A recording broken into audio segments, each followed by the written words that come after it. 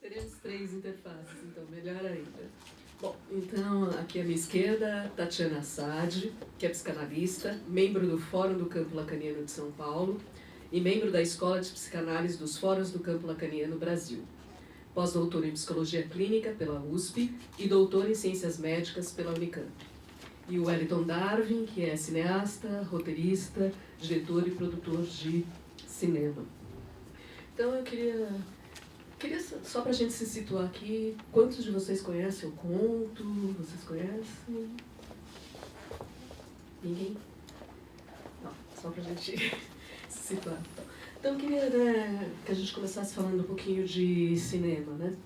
Então, por exemplo, a câmera, ela é colocada no filme como um elemento narrativo, né?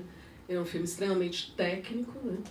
E eu queria que você falasse um pouquinho da movimentação da câmera, porque, né, é sempre plano médio, trabalha com muitos travelings, né? Às vezes pegam algumas imagens que vêm por trás, eu sei que isso tem uma função também em cinema, então eu queria que você começasse falando um pouquinho. Vamos ver se o fio chega. Quer sentar aqui? Qualquer coisa mais. Pode ser também.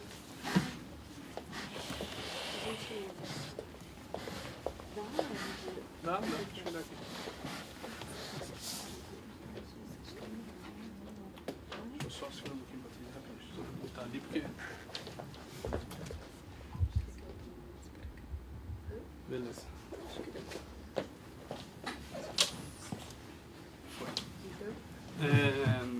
Boa tarde. Justamente a primeira coisa que eu notei do filme foi a questão da câmera, né? Foi... Não, que rolou já, que rolou. Foi a questão da câmera, que me chamou muita atenção, porque ela é uma câmera que ela é quase uma entidade, né? É claro que às vezes ele se vale de um ponto de vista bastante tradicional, que é câmera no tripé, plano detalhe, mas a maior parte do tempo a câmera está meio que flutuando, né? Então tem uma cena que como chama o personagem da Angélica Houston? Da Greta, que quando ela vai aparecer, né? Que a câmera está dentro do quarto, aí ela senta, aí a câmera baixa, mostra o pé dela. Estou tentando imaginar aqui o porquê desse movimento. E fiquei refletindo, não cheguei numa conclusão, mas eu achei interessante porque é uma câmera que ela está na mão, né? Ela está ali com um estabilizador, mas você percebe que ela está flutuando. Quase um anjo que está ali, naquele ambiente, né? E no meu ponto de vista, a questão dela vir por trás, às vezes, cumpre essa função. É meio que um anjo que está ali olhando para aquelas pessoas. Porque é uma câmera que ela está suave, sempre suave. Os movimentos, eles têm continuidade, né? Então, mesmo que tenha corte as cenas, a câmera que está em movimento para a direita, a próxima cena continua um movimento para a direita. Então, está sempre um movimento suave. Que eu acho que tem essa função de um anjo que está ali olhando. Aquele ambiente aristocrático, que eu até anotei aqui, né? Que no meu ponto de vista, né, parecia ser a cena da festa, para mim parecia ser uma grande introdução do filme. Eu não tinha visto o filme ainda, então começou o filme, eu imaginei, vai ser um filme em três atos, né? A festa, uma introdução, que na minha opinião, isso fazendo uma reflexão durante o filme, né? Na minha opinião, ele está ali mostrando aquela aristocracia, né? Então você vê que os assuntos ali são todos assuntos triviais, pouca tensão, né? Uma tensãozinha aqui, outra ali, mas toda aquela sequência enorme para mostrar essa aristocracia e aquela felicidade, né? Tudo muito lindo, todo mundo civilizado, né? Aí ele coloca ali um bêbado para dar uma... para parecer que aquele ambiente não é tão civilizado assim. Então eu imaginei, vai ser um filme em 3 atos. Vai ter essa primeira parte, que é uma introdução. E aí quando acabou a festa, as pessoas começam a sair. E eu já comecei, que filme esquisito, né, meu? O que vai acontecer agora? As pessoas vão sair, cada um vai para sua casa e vão falar sobre a festa, o que vai acontecer? E juro que eu desacreditei o filme, né? Falei, o filme tinha pouco tempo de filme, eu falei, o filme vai durar umas 2 horas, vão ter aí 3 atos, o terceiro ato só Deus sabe como vai ser, e ali fazendo aquela reflexão, aí vem a fala do marido lá, né? Que é fantástica, né? Eu acho maravilhosa aquela fala, e a forma como o cineasta traz aquela fala pra gente, né? Aqueles vários inserts, né? No cinema a gente chama de inserts. são várias cenas que não estão ligadas à narrativa do filme, né? Um monte de cena, poderiam ser fotos, inclusive. E ele traz toda aquela fala introspectiva, né? Uma fala existencialista, melancólica até, né? Então, e o filme acaba ali. Quando o filme acaba ali, se pra mim o filme estava descendo e ia ser um filme mais ou menos, ele acabando ali, pra mim ele vira um filme genial. Porque ele abdica de um terceiro ato, né? Ele abdica como posso dizer, de uma síntese de tudo aquilo, né? Quando ele coloca 2 atos no filme. Um filme de 2 atos. Só isso pra mim já é uma coragem do cineasta incrível. Porque ele termina no momento que você está esperando alguma coisa acontecer, né? Pelo menos do meu ponto de vista, né? Eu tava ali, quando acabou, eu falei, nossa, acabou? E aí eu falei, o filme é genial. Porque ele rompe com isso. Ele rompe com aquela possibilidade que o espectador possa ter de ter um grande finale ou ter alguma coisa para contrastar tudo aquilo que ele tinha colocado. Então isso também parte do ponto de vista de como ele enxerga a linguagem, como ele enxerga a forma de se fazer cinema, né? Que está conjugada de novo com aquela ideia do anjo, né? Então, se no começo a gente tem o anjo, no final a gente tem quase que um anjo caído ali falando, né? Ele está ali falando de tudo aquilo, daquela forma melancólica, e de uma coisa que foi, mas não foi, e aí acaba, a gente vê as letrinhas subindo, e aí? O que a gente faz agora, né? Depois de tudo isso que ele falou pra gente. E aí a gente vai cada um pra sua casa, e a gente, né? E vai ficar pensando sobre isso, né? O que a gente faz com toda essa melancolia que o cara trouxe pra gente, né? Então, deixa eu ver se eu não tenho mais alguma coisa. Essa questão do cara da festa civilizada, eu achei muito interessante, e a forma como ele põe isso, né? Então, a música, né? Como que aparece a música nesse contexto, né? Todo mundo ali ultra culto, né? Todo mundo falando da música, todo mundo é músico, todo mundo canta. Aí no final a pessoa começa a cantar do nada lá em cima, né? Todo mundo indo embora, a pessoa começa a cantar, e a outra descendo a escada, ela para. Então, esse aspecto pitoresco que o cineasta traz, que eu não conheço, que eu acho que deve ser no sentido de trazer uma leitura irônica para aquela coisa. Mas irônica do ponto de vista existencialista e melancólico, né? Então há uma ironia pessimista, isso na minha opinião, né? Bem, por enquanto aí, vamos conversando um pouquinho mais, vamos tentar dialogar um pouquinho, e depois no final nas perguntas a gente vê se a gente fala um pouquinho mais sobre essa questão da linguagem que ele usa, né? Queria só aproveitar algumas coisinhas. É um filme que, por exemplo, ele se aproxima muito da linguagem teatral também, né? Ele traz aquele momento da epifania, né? Que é quando a Angélica Huston, que é a personagem principal, está descendo a escada, né? E aí a câmera fica parada ali muito tempo, né? E só com a música, né? Tem uma diferença da fotografia que dentro da casa e fora da casa é uma fotografia escura, né? E tem uma mudança brusca de linguagem a partir do momento que todo mundo deixa a festa, né? E principalmente no final, que ele trabalha basicamente com imagem e texto-legenda, né? Então, assim, é uma quebra do filme bastante grande. Uma questão que chama atenção também é o piano, né? Então, o filme começa com um plano de fora da casa, que é um plano que se repete durante todo o filme. Então, de vez em quando, a gente vê a casa de fora, e aquele piano que começa o filme, ele está lá o filme inteiro, né? Então, é um som que no começo do filme ele parece ser um som que está fora da narrativa, então a gente chama de extradiegético, porque ele está fora da história. Aí, de repente, quando a gente está dentro da casa, esse som que era extradiegético passa a fazer parte da narrativa. Isso também é um mecanismo bastante interessante, que não é muito usado. Então, o mesmo som ele é narrativo e ele é fora da narrativa. Isso é muito bom usar, e os cineastas têm uma certa dificuldade de fazer isso ficar interessante. Nesse caso é muito interessante, porque ele está durante o filme inteiro, né? Aquele pianinho, e depois a gente vai perceber que aquele piano, ele representa a ação da Julie, né? Da personagem que toca. Não, Mary Jane. Da Mary Jane, que, pelo menos no meu ponto de vista, quando ela aparece tocando, há uma certa revolta ali no piano dela, né? Então, tem toda aquela mise-en-scène, que a Patrícia chamou atenção, é bastante teatral. Ela entra, ela sendo levada até o piano, né, tem um certo desconforto na cena ali, e quando ela vai tocar, há uma revolta ali. Então há ali ela sola aquele piano como se ela estivesse desabafando algo que está lá dentro e que a gente fica esperando o filme inteiro aquilo acontecer e não acontece, né? A gente vai meio que dormir com isso, né? Com aquela revolta. Então há ali uma revolta plantada nessa ação dela no piano, pelo menos foi o que eu imaginei ali, né?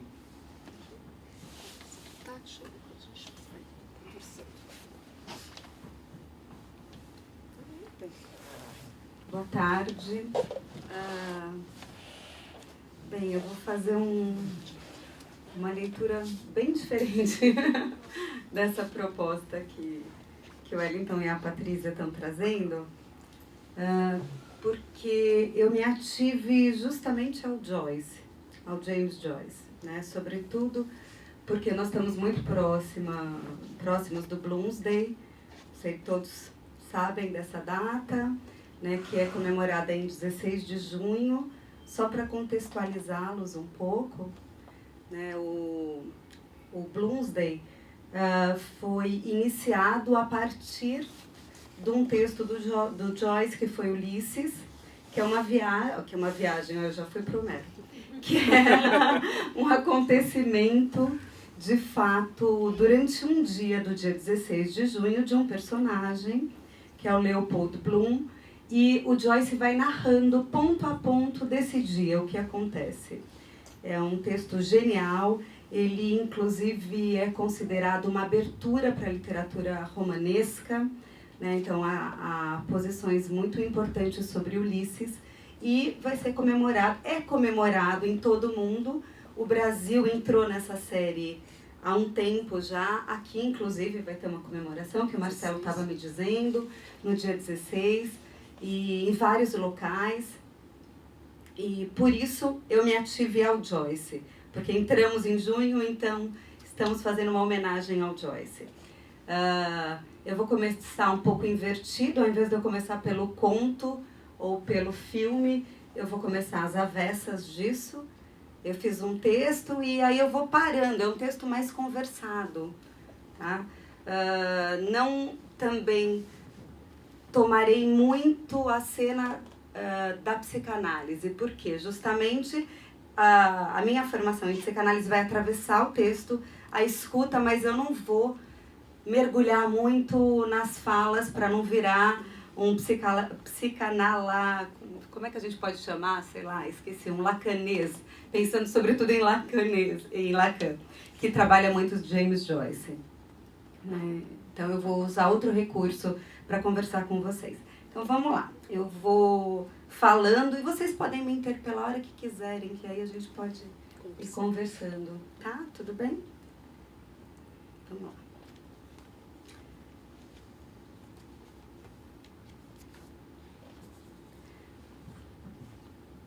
Depois de seu encontro crucial com o fantasma do pai, Hamlet retorna à cena da tragédia shakespeariana com um livro em punho, o que precipita a indagação curiosa de Polônio sobre seu conteúdo. Enlutado, Hamlet responde: palavras, palavras, palavras. Retorna essa passagem de uma das mais célebres obras literárias, também usada pela excelência da curadoria da exposição Rever, de Augusto de Campos. Não sei se vocês já visitaram, se não, recomendo a todos que o façam. Em cartaz no Sesc Pompeia, acho que até julho, se não me falha a memória. Hamlet e Campos usam palavras, palavras e palavras. No intervalo entre esses dois gigantes letrados, encontramos James Joyce e suas palavras, palavras e palavras. Nesses séculos ininterruptos, presentificações de palavras surgem com as mais distintas mostrações. Bem, eu vou tentar importar para vocês algumas palavras joycianas. Tá? River Run, Tulips, Calmos, Loth Tears, Fanfarrel, ou ainda Full of Grease, making love, ou mais do que isso, sound senses, ou na impossibilidade da leitura. Badadalgaragitaka. Do que se tratam essas palavras incompreensivas? De onde elas vêm? Ou para onde elas vão? Seria um idioma desconhecido aos meus ouvidos empobrecidos? Uma língua única? Uma brincadeira com letras? Um jogo infantil tal qual a língua do P? Para quem brincou da língua do P. Palavras postas e impostas sonorizam e ecoam ao serem pronunciadas. Clamam para serem lidas em voz alta. Então eu vou modular a leitura para que a gente não tem um quadro aqui para eu reproduzir a palavra, mas eu soletro primeiro, tá? Então é R-I-V-R-R-U-M. River Run. Ou River Run. River Run. Iver River modulações possíveis na leitura da mesma palavra. River, run, iver, rir, possibilidades de construção e desconstrução da palavra. River run provoca os ouvidos, chacoalha o sentido, atordoa o significado, esvazia as possibilidades, pluraliza as associações, enoda e desenoda, pulveriza ao vento. River Run chama a ouvir. Então, mais uma vez, voltando para o rever do Augusto de Campos, ele traz uma construção brilhante que é ouvir e ver conjugadas, numa palavra só. Importa as lembranças impostas dos idiomas conhecidos, River Run, inglês, francês, português, e exporta a Unheimlich, ao estranho, ao desconhecido, do corte, ou do corre, o rio, river, run, ao ri, o ver ri, ver É a correnteza das palavras, suas águas doces desembocarão numa cachoeira indeterminada em sua queda. O Wellington traz a última cena do filme, que é bem... não é um recurso do cineasta, é uma estilística joyciana. Tem uma correnteza que cai justamente ao indeterminado. Acho que isso é bem legal. River Run, palavra, palavra e palavra. É disto que James Joyce se alimenta em sua produção literária, palavras. Com sua escrita enigmática, convida o leitor a se debruçar em um mal-estar inevitável. Vocês já toparam com Finnegan's Wake? Alguém já mergulhou no texto? Ulisses? Já? Não? Enfim. Eu li Ulisses, mas traduzido. E ele é profundo. Ele, inclusive, ele encandeia de tal forma os assuntos, as palavras, e a descrição, e muitas vezes você se perde. A gente se perde na leitura, você tem que voltar, reler para entender. Isso é muito importante em Ulisses. Que você não lê direto. Você vai voltando, lendo para continuar lendo. Sim, isso é bem legal.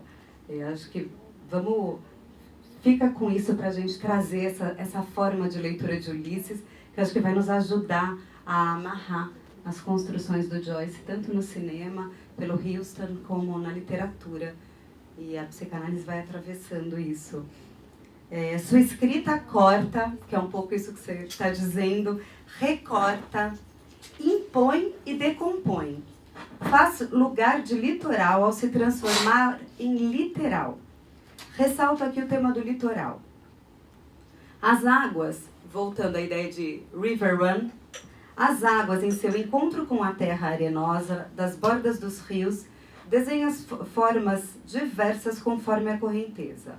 Ora uma marca ondulatória rasurada, noutra hora uma linearidade infinita, ora então bordaduras pontilhadas, enquanto noutras rachaduras e sulcos são os adornos erosivos. O rio corre e marca o litoral de formas diversas. Ele deixa um apagamento e deixa um rastro. As palavras de Joyce ficam ecoando e piscando após sua apresentação. Aparecem e desaparecem e retornam pelos rastros que deixam. Palavras transmitidas pela imagem acústica que navega na fala através dos efeitos da voz, da fonação. Finnegan's Wake, o último texto publicado do Joyce, de 39, o último romance de Joyce, é uma exímia mostração do uso que ele faz com as palavras. Phoenicius Heaven, como proposto na tradução dos irmãos Campos, é o seu livro dos sonhos, da noite, enquanto o seu Ulisses é o livro do dia, é o de um dia, do Bloomsday, o 16 de junho. Reproduzo aqui um pequeno trecho dessa apresentação. E também peço desculpas a vocês pelo meu inglês e pelo acento posto. Então, por Joyce, uma frase do Joyce. A primeira do livro, já que você topou com Finnegan's Wake, é bem legal poder contar com as outras palavras. River Run, past Eve and Adams, from swerve of shore to bend of bay, bring us by a commodious vehicles of recirculation back to Hoth, Castle and environs. Agora, essa frase traduzida pelo Augusto de Campos. Rio corrente, depois de Eva e Adão, do desvio da praia à dobra da Bahia, devolve-nos por um commodious vicus de recirculação de volta a Hoth, Castle e cercanias. Bem, Joyce é um rio corrente que convida ao seu júbilo. Joyce, tá? Tô brincando com o nome. Joyce. Em seu uso da palavra e que faz despertar. Então ele convida ao júbilo, joy, e faz despertar, wake, acorda.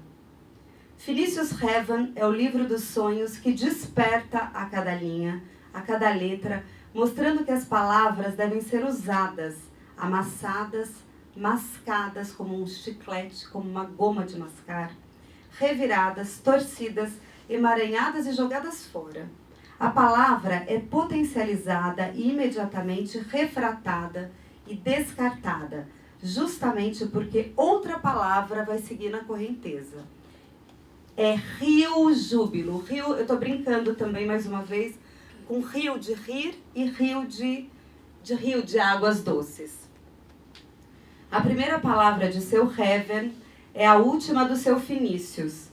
Seu romance começa e termina pelo rio corrente, um tsunami circular em águas adocicadas. Este é o efeito de Joyce em mim.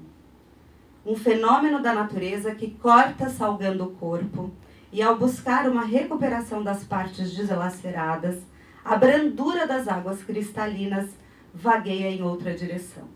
Ao capturar algo, me escapo junto com a incompreensão, que foi o que você disse. Ali onde a gente acha que pegou, escapou de novo. A correnteza leva o texto. Comecei pelo fim. Fui chamada para comentar uma cinematografia baseada em um conto de Joyce, tal qual a Patrícia trouxe, datado de 1907, ou por volta de. E trago um breve e tímido comentário de um de seus romances de 1939. Fui chamada, e aí a duplicidade da palavra, do verbo chama, aparece, chamada de pôr em chama, né, e convocada. Fui chamada para falar de um texto e trago palavras de um autor.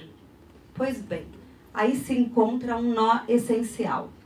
A escrita para ser ouvida de Joyce, ou como eu nomeei num outro texto, quando eu falava de Guimarães Rosa, eu brinquei com esse ouvir que o Augusto de Campos traz, eu brinquei que o Guimarães Rosa produz uma escritoral. Então eu, numa palavra só, escritoral junto. Então eu estou importando essa ideia para o James Joyce. Então, voltando, sua escritoral independe de qual texto está sendo apresentado. Por isso, ir para o Finnegan's Wake, para o Ulisses ou para o conto. Tá? Por isso que é possível essa brincadeira. Mesmo em suas produções iniciais, como o conto que nós ouvimos, há temas que se impõem e que retornam ao longo de sua cronologia. Me equivoco, talvez, em dizer que sejam os temas que se repetem. A precisão maior seria dizer que seu uso das palavras é que se repete. Começa e termina como um river run. Né? O Joyce faz essa construção. Ele começa, nos primeiros textos eu trouxe aqui um para vocês, do poema, para ler um poema inicial de Joyce. E ele termina lá em Finnegan's Wake e parece ser uma continuidade, um rio corrente. Aliás, esta não é uma construção minha. Há comentadores e críticos literários que atribuem a Joyce essa forma de escrita. Ou seja, ele é daqueles autores que, ao percorrer sua cronologia textual, parece se tratar sempre de um mesmo livro. No entanto, sublinho que o mesmo livro escritoral é repleto de rupturas e surpresas, que foi o que o Wellington trouxe. A polifonia translinguística, que é amassada e emassada em 39, surge desde 1907. Há quem diga que temos mais de 80 idiomas postos na escrita de Finnegan's Wake. Então, como é que a gente lê 80 idiomas? Retorno o nó para dizer que, ao falar do conto Os Mortos, é de Joyce que se trata. É menos do autor que garatujarei e mais do seu estilo, se esta não for mais uma heresia. O que me provoca é da letter ao liter joyciano, da letra ao liter lixo joyciano. Eu acho que o Wellington trouxe essa passagem, eu vou nomear essa passagem, né? Da letra ao lixo. No entanto, sublinho, deixa eu ver, não, já li isso daqui, desculpem. O que me provoca, então, é da letra ao liter. Em outras palavras, de como ele se serve, de como Joyce se serve das letras enquanto palavras e cartas para gastá-las em seu uso, até delas não mais precisar. Então elas vão para o lixo e delas o rastro permanece, como na metáfora do litoral, rio corrente, river run. Do conto tentarei extrair essa marca rastro, mas ainda as águas estão em reviravolta e não desembocaram na cachoeira. Retomo o início dessa minha falação, que se passa no final da bibliografia joyciana. Tomo uma frase do Heaven. A frase é: Two lips have pressed together then. Convido a mergulhar em vocês, então, neste fluxo das palavras que se impõem e constituem uma musicalidade plural e instituem uma circularidade do som. Two lips de dois lábios e tulips de tulipas, tá? Two lips pode ser escutada como dois lábios em two lips, assim como tulipa, flores, tulips.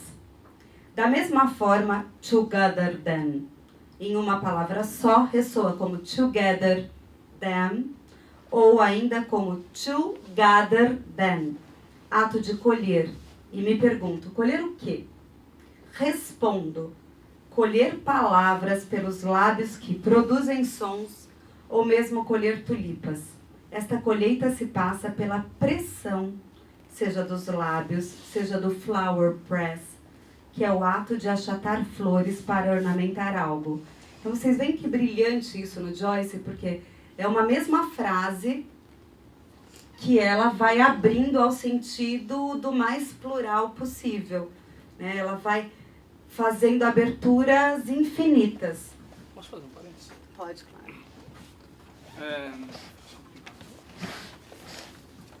Uma coisa que... Peraí, Eu?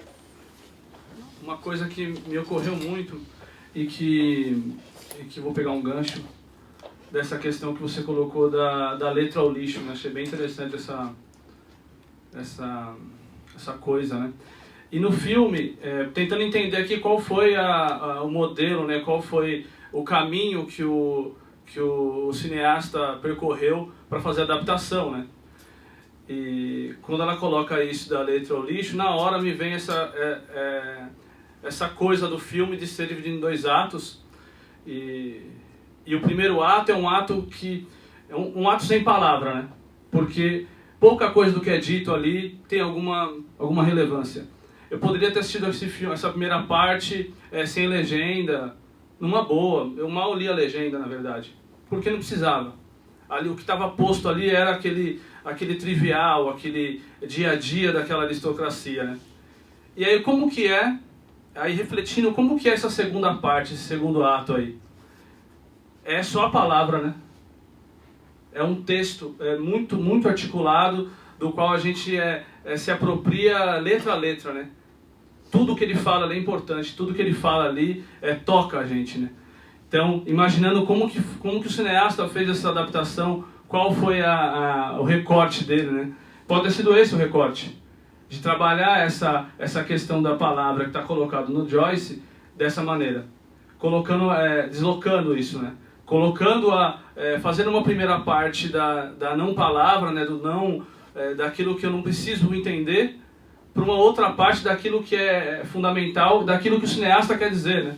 Então a segunda parte é o que o cineasta está dizendo, é a visão dele sobre tudo aquilo, né? É o grande final dele. Então acho que ele foi meio nesse sentido de se apropriar da obra, mas de uma maneira particular, respeitando a obra até a segunda página, né? Que é o que eu acho genial nas adaptações, em algumas, né?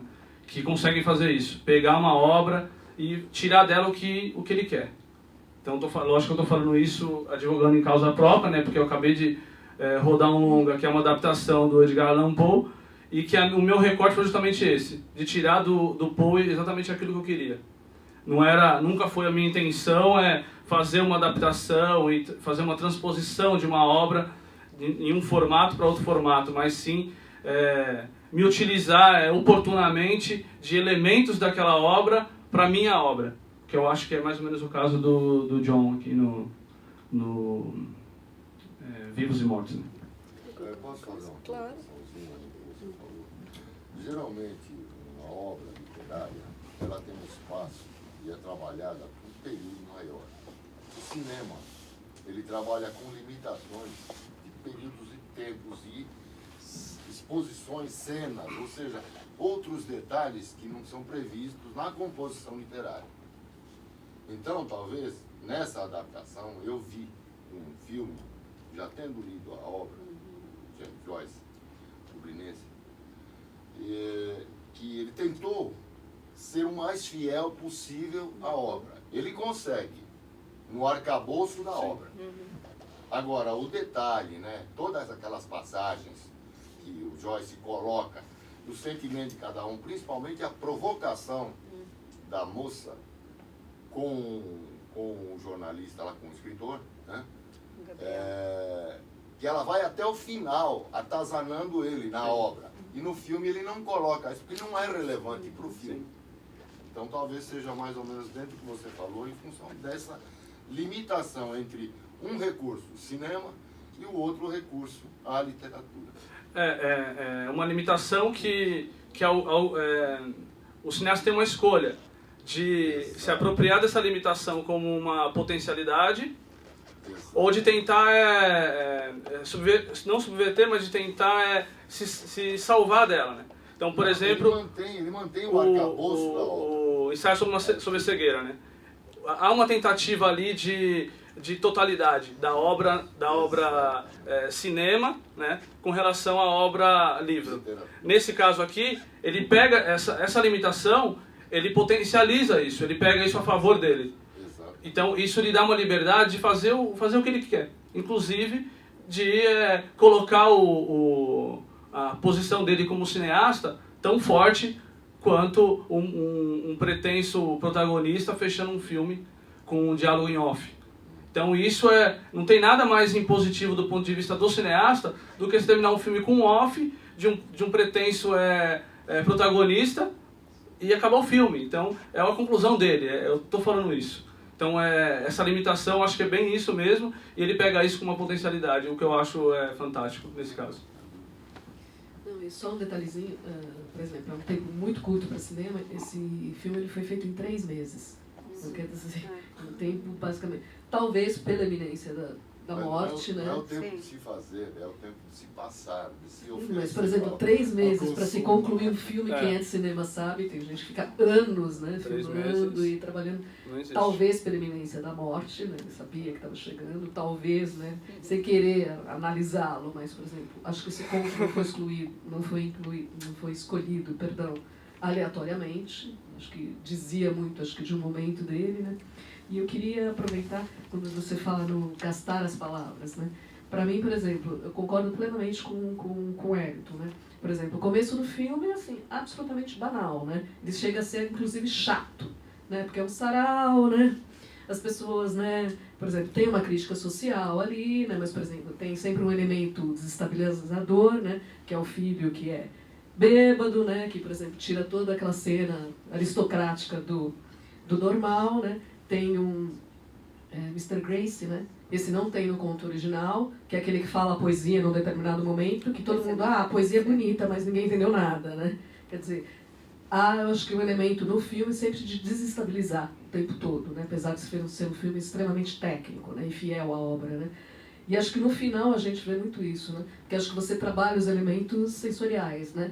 Porque é o momento do filme que você parece que começa a assistir o filme, né? Porque ó, é o texto, né, que é narrado, né, aí você começa a ler a legenda, aí você começa a ouvir, né, a voz de quem está... Quer dizer, vai gastando a palavra mesmo. Você vê a palavra, né, texto, legenda. Então, quer dizer, a hora que você mergulha no filme, é bem aquilo, ele acaba. É muito bom. Então, eu acho que é um elemento bastante desestabilizador e, assim, te põe para pensar, né?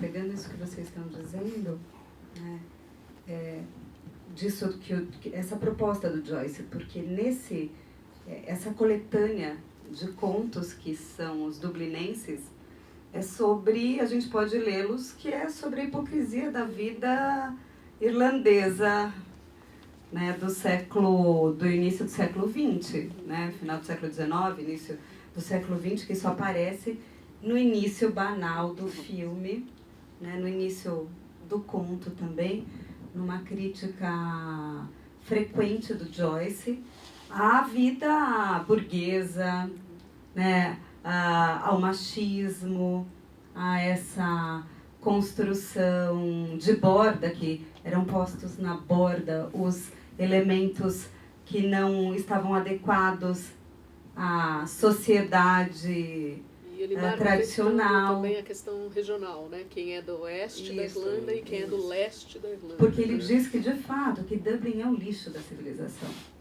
Essa é uma construção textual do Joyce. Então, não é à toa que ele faz essa construção. E a crítica à igreja, né? Ao empobrecimento intelectual que ele faz à igreja. Na verdade, são 3 partes que aparecem, sobretudo, na série de contos, que é a crítica à burguesia, à sociedade tradicional, à igreja e a primeira apresentação que o Joyce traz, que isso percorre toda a obra dele, que é a Epifania, que é aquela cena do filme caracterizada pela Greta, que ela fica na escada e ela faz um mergulho em outro lugar que o marido se sidera com aquilo e ele está encantado.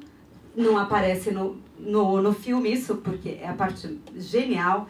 Enquanto ela está tendo um episódio epifânico, ele está querendo levá-la para a cama, na verdade. É isso, ele está super excitado e aparece nessas linhas de Joyce no conto, e que isso não foi traduzido, porque não é a linguagem, não foi o que de fato o diretor quis mostrar. Mas no conto isso aparece de uma maneira muito brilhante e que retorna no fim, no olhar vago dele, né? Que aí ele se distancia, porque na verdade quem está morto é ele. É o Gabriel que está morto e quem está vivo é aquele da lembrança, quem é vivificado, né? Ele está morto e nem sabia, né? Tem aquela pergunta que ele faz, né? Se isso é amor, eu nunca amei. E tem uma coisa, uma passagem muito linda também, depois eu vejo aqui, que ele vai falar, bem, é melhor viver uma grande paixão do que morrer esperando a velhice chegar, né? Então tem algo bem interessante aí, que ele se conforta. né? Mas, voltando ao lixo, que eu acho que esse é um aspecto importante na obra do Joyce, porque o Joyce começa com essa beleza do texto, né? Com tudo bonitinho, então estão preparando uma ceia, um jantar tradicional. E não aparece só nesse conto, aparece em todo o texto joyceano, inclusive nos poemas do Joyce.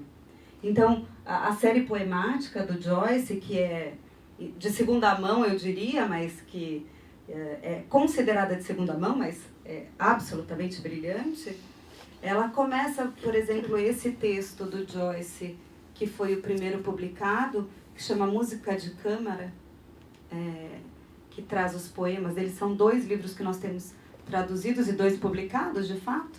Esse é o primeiro do início do século XX, o outro é mais adiante.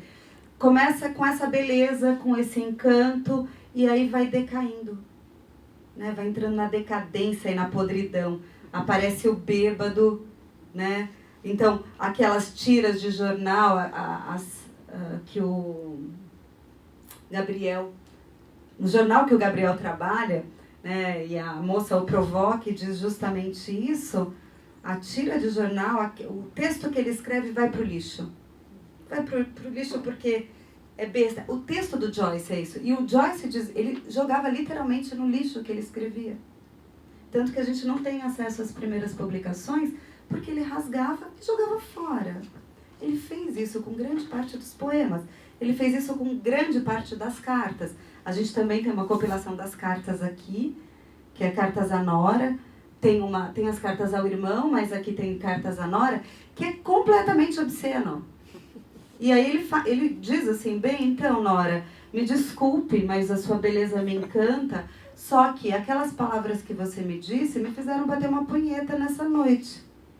E tá posto, e aí ela fica horrorizada, e aí ele diz, mas por que você se horroriza? Né? Então tem esse uso que ele faz do belo, né, ao lixo. Né? É um gesto joyciano que eu acho que é absolutamente precioso, que o cineasta captura, que é bem brilhante, mas que está em todo o texto do Joyce, porque a impressão que eu tenho é que o texto dele é assim, ó. Por isso que eu disse do River Run. Ele começa no River Run e ele termina no River Run. Ele é completamente... Vocês me ouvem? Sim. Ah, então não precisa. Ele é completamente circular.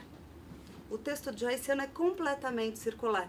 Então, uma poesia, se a gente pegar música de câmara, uma poesia, uma palavra de um poema endereça ao outro. Endereça ao outro.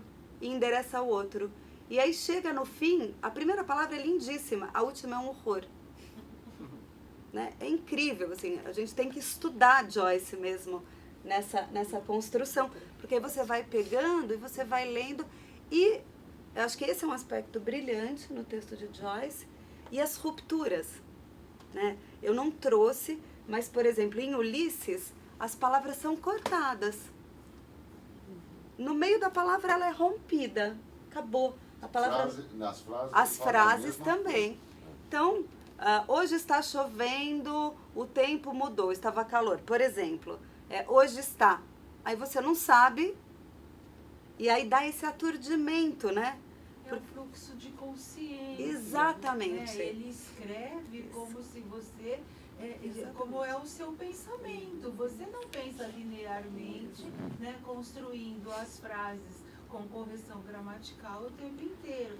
Você pensa, né, e jorra, né, as palavras jorram concomitantemente enquanto você está pensando. E ele faz isso, né, ele faz uso, e acho que com uma propriedade maravilhosamente bem colocada, do fluxo de consciência, escrevendo como se a gente estivesse pensando. E isso é só a gente se vê, né? Desculpa.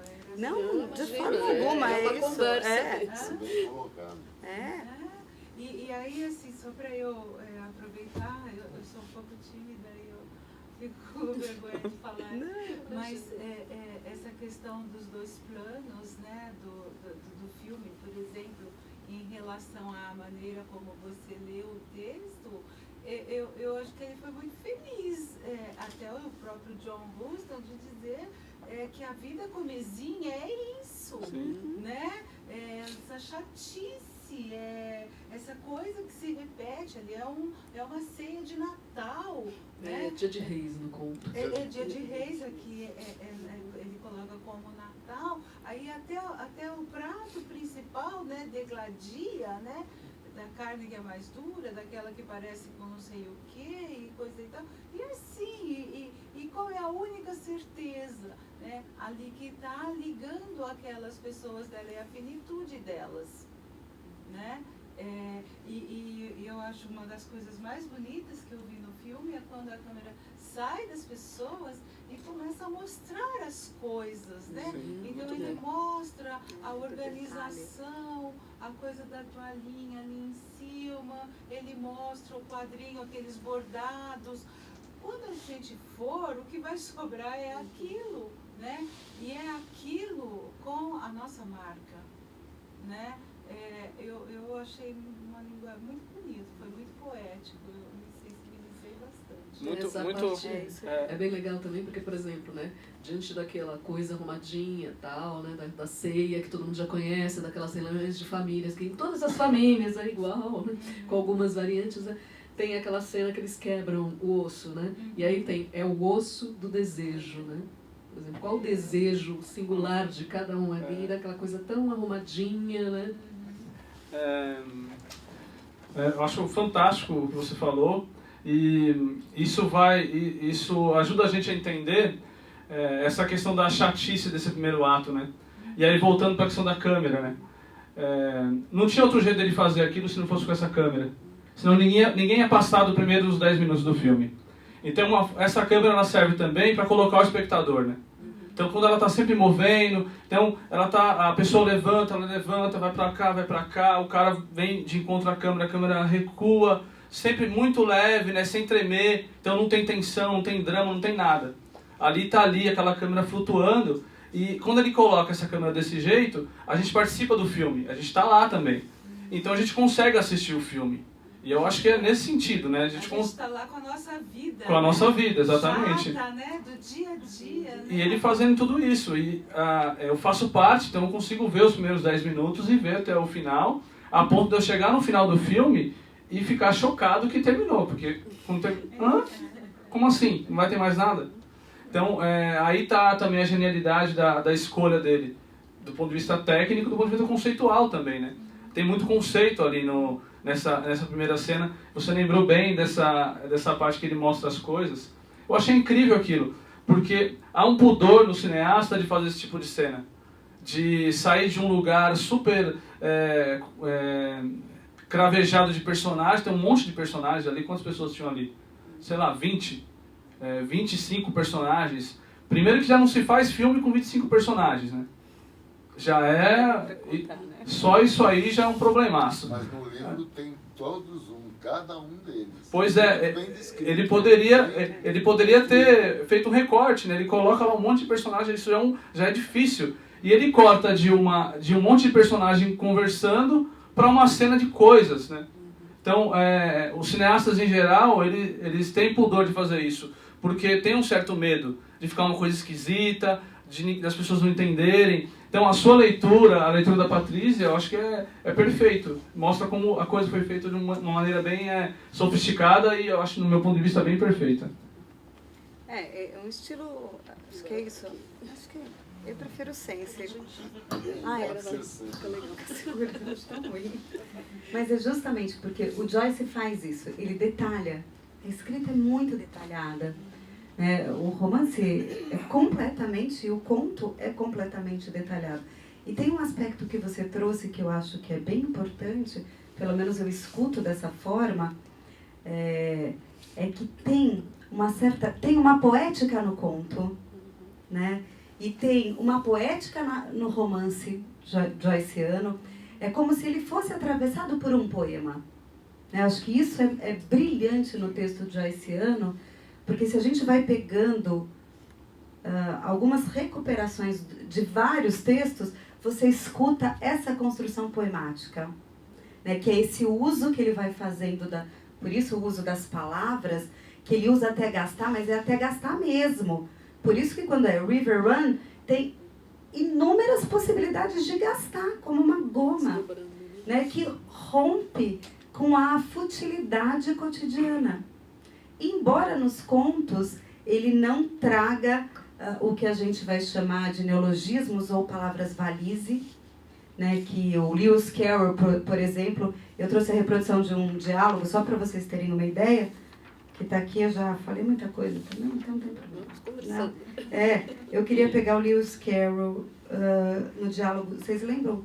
Através do espelho, Alice através do espelho, e aí eles estão conversando e... Puxa, como é que eu vou... Que foi, na verdade, quem apresenta essa ideia da palavra valise. Bem, não tenho a menor ideia aonde está, porque, enfim, eu numerei as páginas para não me perder, mas não funciona muito comigo. Então, por isso que eu leio, para não me perder muito, entende?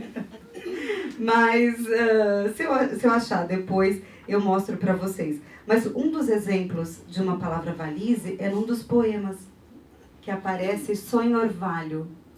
Né? Não sei se vocês conhecem. Tá aqui, o poema tá pertinho, então não tem problema. Esse daqui eu não vou me perder. Que é assim, do sonho orvalho, alma, alça-te, do mais, fundo torpor de morte e amor. Pois, olha, as árvores estão repletas de ais. O alvorecer, a atmosfera, as suas folhas. Aí ele continua, eu queria só salientar o sonho orvalho, que é essa palavra escrita, né, que o Joyce trata o tempo todo ao longo da sua obra, que é uma palavra que é uma junção de duas palavras e que pode ser um neologismo, uma palavra inventada e juntada com outras coisas, ou simplesmente uma junção de duas outras, que aparece muito precisamente em Lewis Carroll. Então, River Run é uma palavra valise, né? Uma palavra que o Joyce usa até gastar. Ele vai gastando e atordoa porque é uma palavra que não diz de nada, mas diz de tudo, né? Porque ela diz, é como se ele concentrasse, resumisse a obra na palavra valise, nessa ideia. E por isso, um ato poemático que aparece em Joyce o tempo todo. Então, ele vai brincando, não é uma palavra dele, eu que estou usando. Ele pega a palavra e ele amassa mesmo, ele rasga a palavra, ele usa de um jeito inusitado. Ele usa com outros idiomas, ele usa com pedaços de coisas, ele faz o fluxo da consciência, né? Quando ele vai construindo e desconstruindo. Isso não é tão presente nos contos, mas já aparece na obra do Joyce. Já aparece antes, por isso que eu quis salientar isso. Tá? Uma coisinha, pegando uma caminha. Eu sei, quem conhece Beckett, né? Só uma curiosidade, né? O Samuel Beckett foi secretário de Joyce. Então, durante um tempo, ele anotava essas palavras. Então, vocês imaginam a dificuldade de alguém ficar anotando essas palavras extremamente complexas, né? E às vezes o Beckett não entendia e fazia algumas interjeições, né? Tipo, não entendi, o que você falou aí? Ele, não, essa palavra é boa. E aí juntava no que ele já estava escrevendo. E aí, né, depois de um tempo, né, esse secretariado foi breve, porque eu acho que ninguém aguentaria. E tem uma boa parte da obra de Beckett, né, que ele não usa a palavra. É só imagem, né? Ele tem, né, uma sequência de 3 vídeos, né, para quem tiver curiosidade depois, né? Acha na internet, né, que são atos sem palavra. Acho que o cara ficou tão aturdido com essa verborragia toda que tem uma boa parte da obra dele que é assim, absoluto silêncio. Ele só trabalha imagem. Eu achei o trecho, que estava na minha frente, eu olhei 5 vezes e não achei, agora está aqui. Que a Alice está com um Humpty Dumpty, os dois estão conversando. Através do espelho, aliás, está no cinema, né? Foi estreado agora. E aí a conversa é assim, o diálogo deles. O senhor parece ter muita habilidade para explicar o sentido das palavras, disse Alice. Poderia me fazer a gentileza de explicar o sentido do poema Jaguar d'Arte? Vamos ver isso, disse Humpty Dumpty. Posso explicar todos os poemas que já foram inventados e boa parte dos que ainda não foram inventados, diz o Humpty Dumpty para Alice. Alice repetiu os primeiros versos, então, do Jaguadarte. Vou mostrar aí o que são essas palavras. Era brilhês. As lesmolisas touvas rodavam e reouviam nos gramilvos. Estavam mincicais, as pintalongas e as momirratos davam gilvos.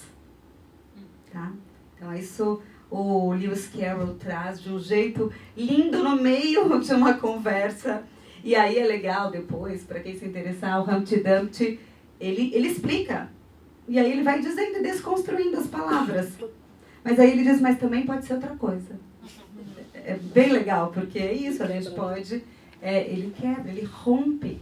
E pode ser de outro jeito. E só também uma dica, já que você falou do Samuel Beckett, eu assisti essa semana, para quem se interessar por esse uso, né, dessas palavras de um jeito pitoresco, se assim podemos falar, está em cartaz no Sesc Consolação, uma encenação do Macunaíma, que o Antunes Filho faz uma construção da Blanche, que é baseado num texto do Tennessee Williams, e é todinho falado em fonemol, né? Que é uma linguagem inventada pelo Antunes Filho, que é bem legal ouvir na encenação, porque cada personagem, a gente não tem... Você tem só um roteirinho para você não ficar tão maluco, né? Então, tem assim, serão 1, 2, 3, 4, 5, 6, 7, 8, 9, cada uma com uma frase explicando o que vai acontecer. E você tem um cenário e as personagens. E cada um falando a sua língua. Nessa que ninguém entende. Só os nomes próprios se mantêm. Então, você entende o que eles falam e se referem às personagens em função do nome próprio.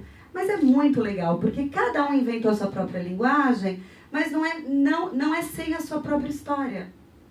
Então você ouve, por exemplo, a Blanche, que tem uma adoração pela França, que ecoam acentos e palavras francesas no meio. Aí você ouve a irmã da Blanche, que tem toda uma coisa da fortuna familiar, do sul dos Estados Unidos, de uma tragédia familiar, então ela traz um inglês entrecortado. É bem legal poder pensar que não é à toa que o Joyce pluraliza tanto e usa tantos idiomas para falar justamente a não se referir ao irlandês, né? Então ao menos aquilo. Ele fala de tudo menos daquilo, falando dessa história dele através de uma crítica. E acho que é o nosso movimento neurótico, né? De ficar o tempo inteiro tentando dar sentido a tudo, né?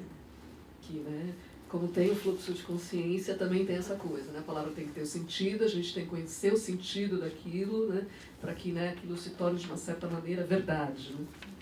Então, eu acho que, né, o Joyce vem realmente nessa contramão, né? Da desconstrução o tempo inteiro, né? E de colocar a gente a serviço, né? O que é isso, né? Gente, alguém quer falar alguma coisa? Vocês estão quietinhos? Não, mas um comentário com relação ao filme. O Joyce, ele começa o romance no porto. A barca chega o Gabriel. Esse é o início.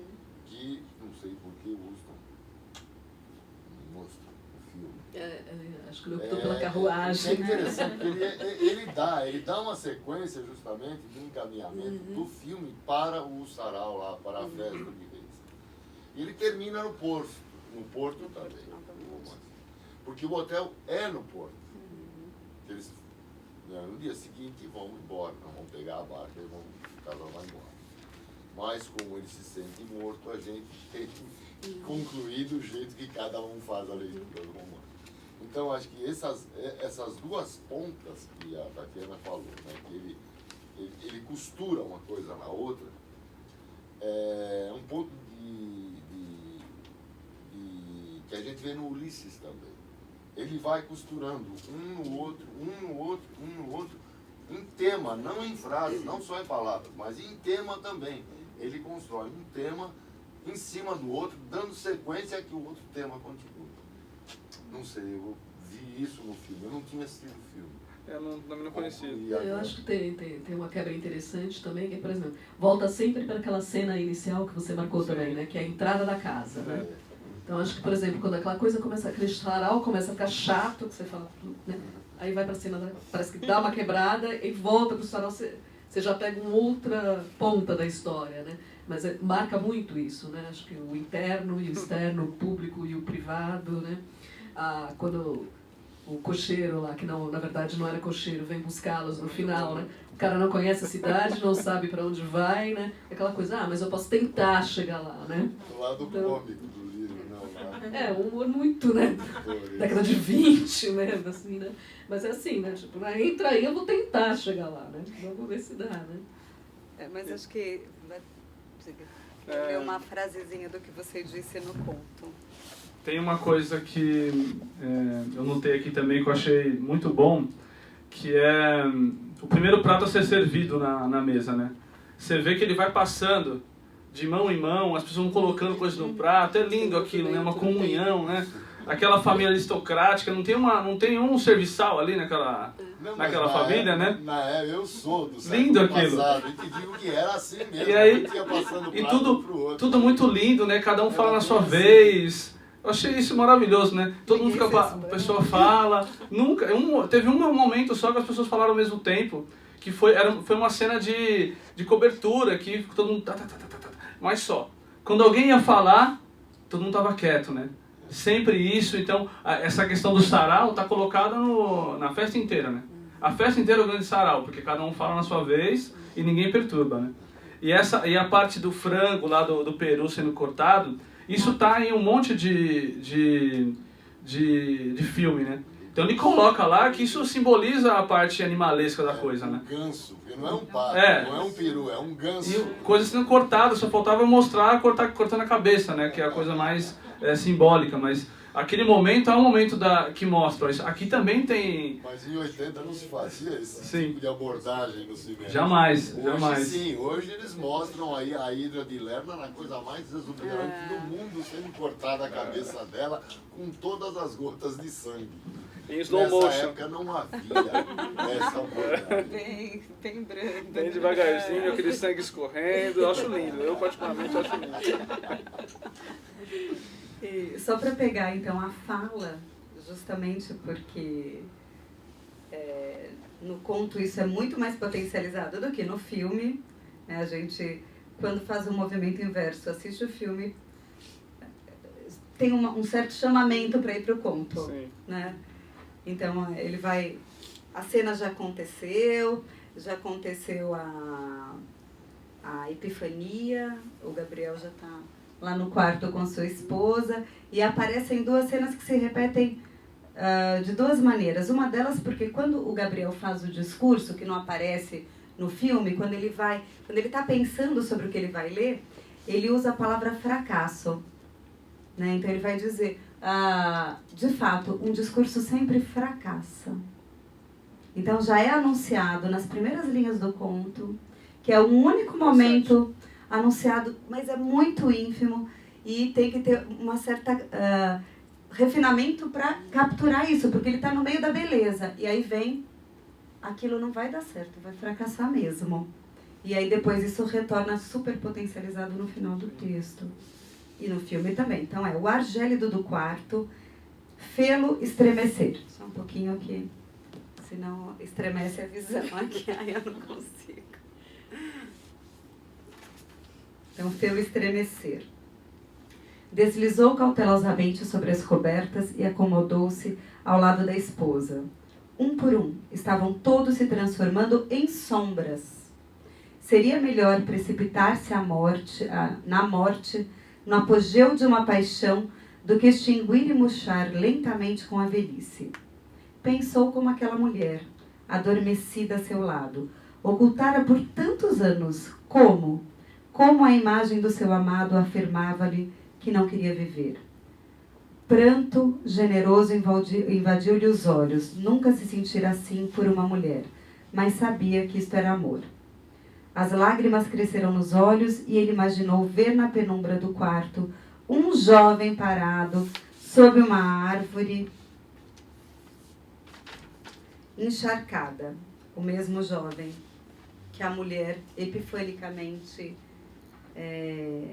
olhou. É que epifania, o Renato ia trazer bem a noção da epifania. Outras formas pairavam ali. Sua alma acertava-se da região habitada pela vasta legião dos mortos. Pressentia, mas não podia apreender suas exigências vacilantes e incertas. Ele próprio dissolvia-se no mundo cinzento e incorpóreo, o mundo real, sólido, em que os mortos tinham vivido e edificado. Desagregava-se. Então, tem algo bem importante do Gabriel, que é como se ele chegasse à conclusão de que, de fato, entre vivos e mortos, os mortos sempre ganham, né? Sempre estão em vantagem. E a última frase do conto, depois tem uma leve batida que eu acho legal ler, que é assim, ó: leves batidas na vidraça fizeram-no voltar-se para a janela. É legal porque são as mesmas leves batidas que a mulher conta para ele, né? Que o menino joga a pedra. E a leve batida é o que o acorda também novamente, olhando a neve. E a última frase, acho que eu tenho um problema mesmo com o microfone. Sua alma desmaiava lentamente, enquanto ele ouvia a neve cair suave através do universo. Cair brandamente, como se lhes descesse a hora final sobre todos os vivos e todos os mortos, né? Que é essa cena que você... É lindo demais, é muito bonito. E o filme, eu acho que é bem fiel, mesmo, é bem fiel. No filme, isso está representado, né? É lindo mesmo. E eu ia chamar a atenção quando ele começa o discurso no final, não sei se todo mundo percebeu, quando ele fala neve, quando ele começa a falar da neve, na hora ele olha para cima.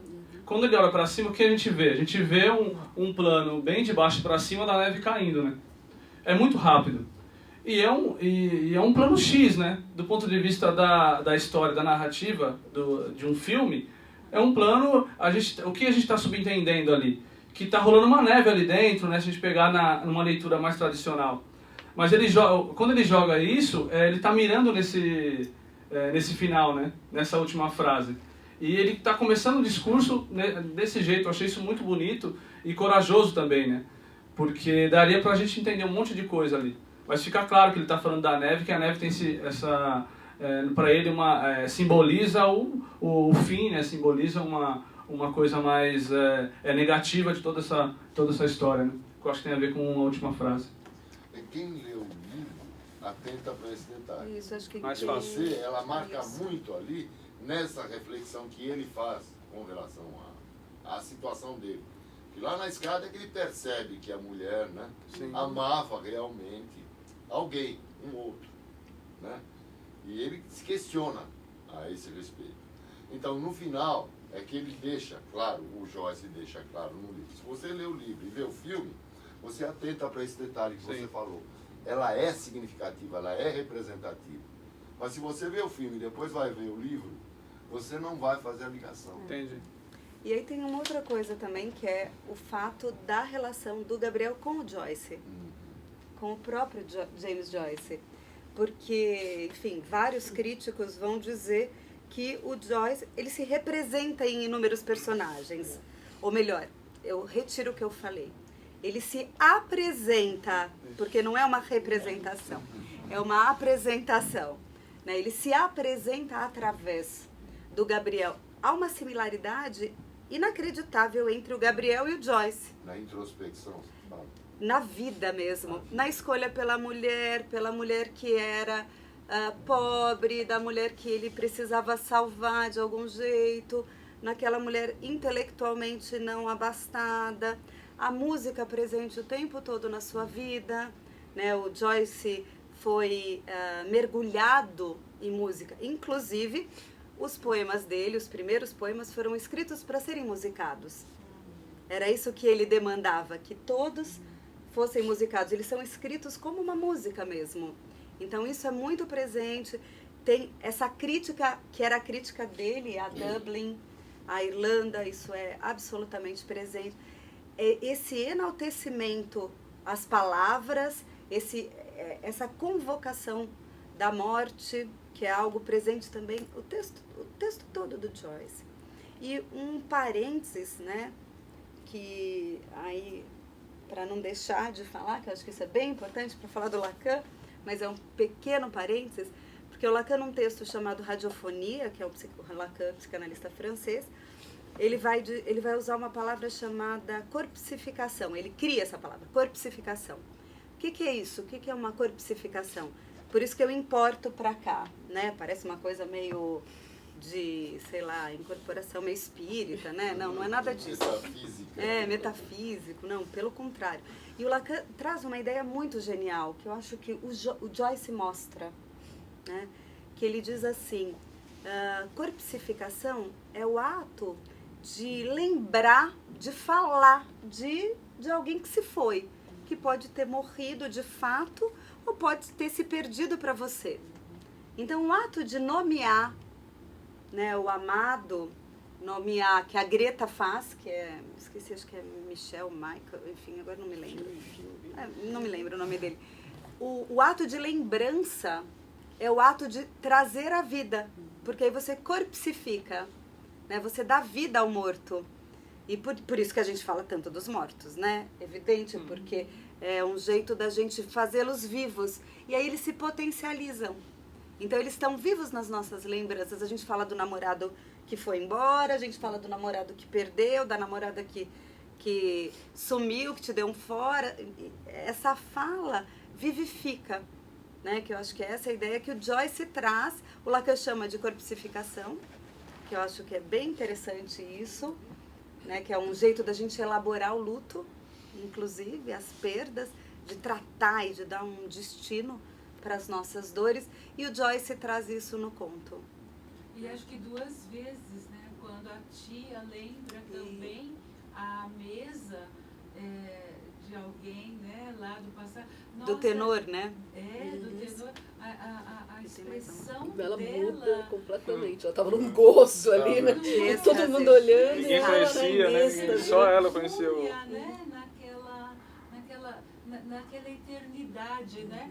É uma maravilha isso, né? De você transformar em eterno aquilo que você querer seu, né? Não é de mais ninguém, é o que você tem, né? E tem mais uma cena que não tem no filme, mas tem no livro, que é a mãe do Gabriel, que é a irmã das duas. A mãe do Gabriel é morta, né? Então são 3 irmãs, são aquelas 2 tias. Não é à toa que a hora que o Gabriel... A chegada do Gabriel é tão esperada, porque ele é filho da irmã morta. E no conto aparece isso o tempo todo. É a nomeação da irmã morta. Ai, mas se sua mãe, como seria? Né? E aí ela passa a estar viva. Né? O tenor, a paixão, é bem interessante essa estratégica estilística mesmo, né?